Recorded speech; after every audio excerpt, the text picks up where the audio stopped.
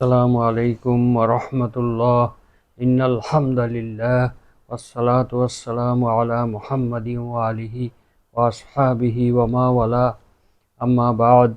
সম্মানিত দর্শক শ্রোতা মুসলিম ভাই ও বোনেরা, মহাগ্রন্থ আল কোরআনের তাফসির বর্ণনা অনুষ্ঠানের আজকের 64 নম্বর পর্ব নিয়ে উপস্থিত হয়েছি। 64 নম্বর পর্বে আপনাদের সকলকে স্বাগত জানাচ্ছি। আজকের আলোচ্য বিষয় হলো সূরা বাকারার 54 নম্বর আয়াতের সরল বঙ্গানুবাদ এবং সংক্ষিপ্ত তাফসির। তো আসুন আমরা শুরু করি। আউযু বিল্লাহি মিনাশ শাইতানির রাজিম। বিসমিল্লাহির রহমানির রহিম। إذ قال موسى لقومه يا قوم إنكم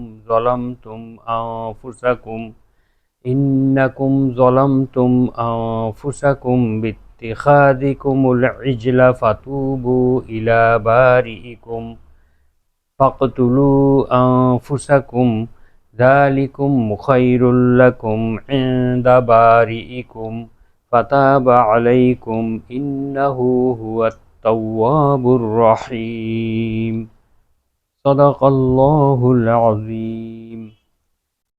সূরা বাকারা আয়াত নম্বর 54। মহান আল্লাহ তাআলা বলেন, আর স্মরণ করুন সে সময়ের কথা যখন মূসা আলাইহিস সালাম নিজ সম্প্রদায়কে বলেছিলেন, হে আমার সম্প্রদায়, ইন্নাকুম জলমতুম, নিশ্চয়ই তোমরা জুলুম করেছ, আনফুসাকুম, নিজেদের উপরে, বিত্তিখাজিকুমুল ইজলা, গোবৎসকে উপাস্যরূপে গ্রহণ করার কারণে।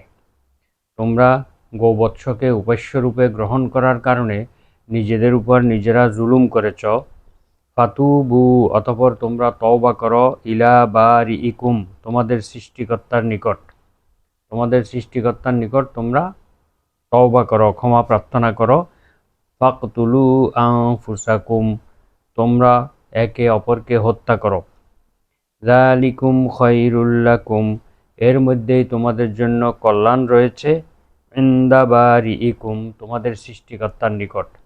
অর্থাৎ এই কাজের মধ্যেই তোমাদের সৃষ্টিকর্তার নিকট তোমাদের জন্য বড় কল্যাণ নিহিত রয়েছে। ফাতাবা আলাইকুম, অতঃপর তিনি তোমাদেরকে ক্ষমা করেন। ইন্নাহু হুয়াত তাওয়াবুর রহিম, নিশ্চয়ই তিনি বড়ই ক্ষমাশীল এবং করুণাময়। তো আসুন আমরা এবার সংক্ষিপ্ত ব্যাখ্যা দেখি। এখানে তাদের তওবাটা ছিল অত্যন্ত কঠিন। তারা যেহেতু গোবৎস পূজা করেছিল এবং গোবৎসের প্রতি তাদের প্রেম, প্রীতি, ভালোবাসা তাদের অন্তরের মধ্যে বদ্ধমূল হয়ে গিয়েছিল।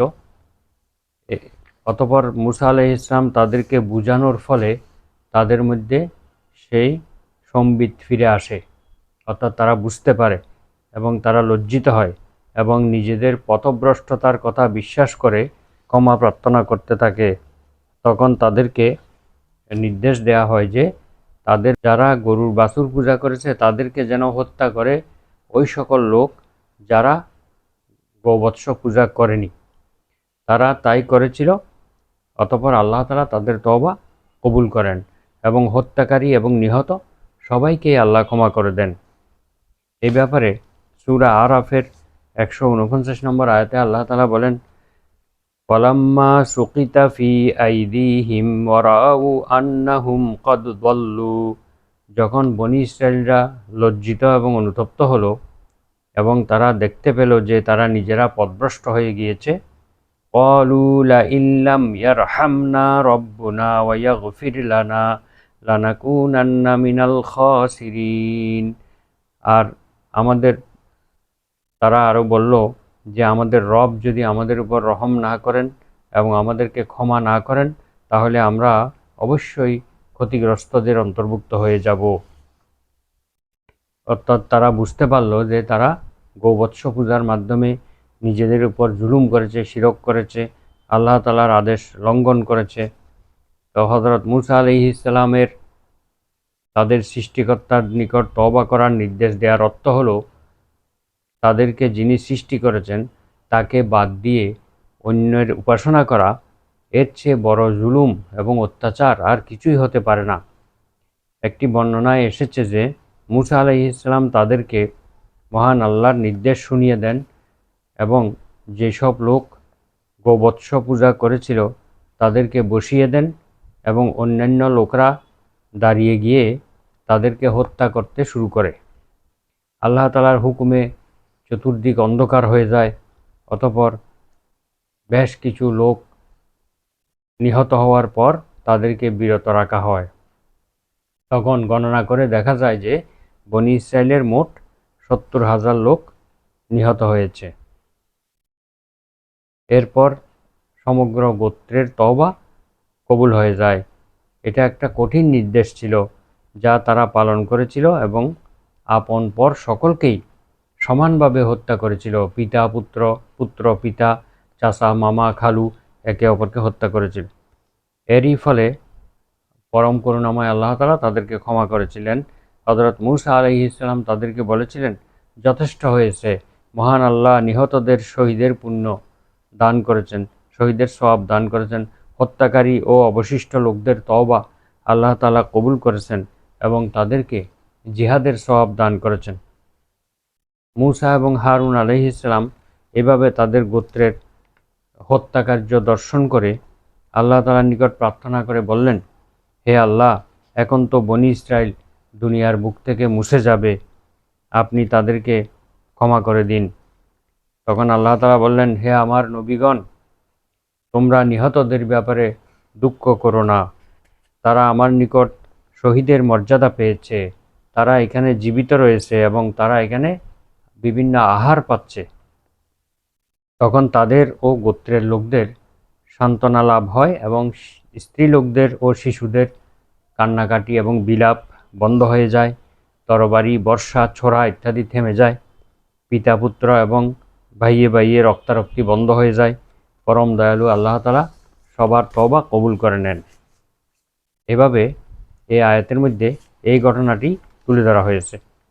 মূসা আলাইহিস সালাম যখন ফিরে আসলেন তাওরাত কিতাব নিয়ে, তখন তিনি গোবৎস পূজায় লিপ্ত তার জাতিকে দেখে বললেন, ইন্নাকুম জলামতুম, তোমরা তো বড় জুলুম করে ফেলেছ, আনফুসাকুম, নিজেদের উপর, বিত্তিখাযিকুমুল ইজলা, গোবৎসকে উপাস্যরূপে গ্রহণ করার কারণে। তখন আল্লাহর নির্দেশে তিনি তাদেরকে বললেন, ফাতুবু ইলা বারিইকুম, তোমরা তোমাদের রবের কাছে তোমরা তওবা করো। ফাকতুলু আনফুসাকুম, সেই তওবার ধরন হবে নিজেদেরকে হত্যা করা, নিজেদের লোককে নিজেরা হত্যা করা। সেটা কিভাবে? যারা গোবৎস পূজা করেছিল এবং করে নাই, এখানে 3 দলে বিভক্ত হয়ে গিয়েছে বনী ইসরাইল। এক দল সরাসরি গোবৎস পূজা করেছে, আরেক দল তাদেরকে বিরত রাখার চেষ্টা করেছে, নিজেরাও করে নাই গোবৎস পূজা এবং তাদেরকে বিরত রাখার চেষ্টা করেছে। আরেকটি দল আছে যারা নিজেরাও গোবৎস পূজা করে নাই এবং কাউকে কিছু বলে নাই, তারা নীরব দর্শকের ভূমিকা পালন করেছে। এই 3 দলের মধ্যে যেই দলটি নিজেরা পূজাও করে নাই এবং কাউকে বাধাও দেয় নাই, দ্বিতীয় দলটিকে নির্দেশ দেওয়া হয়েছিল তৃতীয় দলটিকে হত্যা করার জন্য, অর্থাৎ যারা গোবৎস পূজা করেছে। তো এইভাবে তারা হত্যা করার মাধ্যমে এই আল্লাহ তাআলার কাছে ক্ষমাপ্রাপ্ত হন। এই ঘটনাটি এখানে উল্লেখ করা হয়েছে। আর আল্লাহ তাআলা বলেছেন যে যালিকুম খায়রুল লাকুম, এর মধ্যেই রয়েছে তোমাদের জন্য মহাকল্যাণ। অর্থাৎ এই শিরকের মূলোৎপাটন না করা পর্যন্ত তোমাদের কল্যাণ কখনো আশা করা যায় না। তোমাদের কল্যাণ হবে তখনই যখন এই শিরককারীদেরকে তোমরা হত্যা করবে। আর এইটার মধ্যে তোমাদের রবের কাছে তোমাদের কল্যাণ রয়েছে। ফাতাবা আলাইকুম, অতঃপর তিনি তোমাদেরকে ক্ষমা করলেন, তোমাদের তওবা কবুল করলেন। ইন্নাহু, নিশ্চয় তিনি, হুয়াত তাওয়াবুর রহিম, তিনি বড়ই তওবা কবুলকারী অথবা ক্ষমাশীল, রহিম এবং দয়ালু। তো আমরা এই আয়াত থেকে যেই শিক্ষা লাভ করতে পারি তা হচ্ছে শিরক একটি মারাত্মক জুলুম এবং অপরাধ। আল্লাহ তাআলা বলছেন, ইন্নাশ শিরকা লাযুলমুন আযীম, নিশ্চয়ই শিরক হচ্ছে সবচেয়ে বড় জুলুম। তো তাদের কাছে স্বয়ং দুজন নবী দুজন আল্লাহর নবী রসুল উপস্থিত থাকার পরেও তারা এই শিরকের মধ্যে লিপ্ত হয়েছিল, তারা পথভ্রষ্ট হয়েছিল। এই জন্য এই অপরাধের তওবা এরকম কঠিনভাবে তাদেরকে তওবা করতে হয়েছিল, আপন আপন লোকদেরকে তাদের হত্যা করতে হয়েছিল। তো শিরক এমন একটি জঘন্য অপরাধ, আল্লাহ তাআলা যেন আমাদের সকলকে এই শিরক থেকে বেঁচে থাকার তৌফিক দান করে, এই কামনা করে আজকের আলোচনা এখানে শেষ করছি। সুবহানাকা আল্লাহুম্মা ওয়া বিহামদিকা আশহাদু আল্লা ইলাহা ইল্লা আনতা আস্তাগফিরুকা ওয়া আতুবু ইলাইক। আসসালামু আলাইকুম ওয়া রাহমাতুল্লাহ।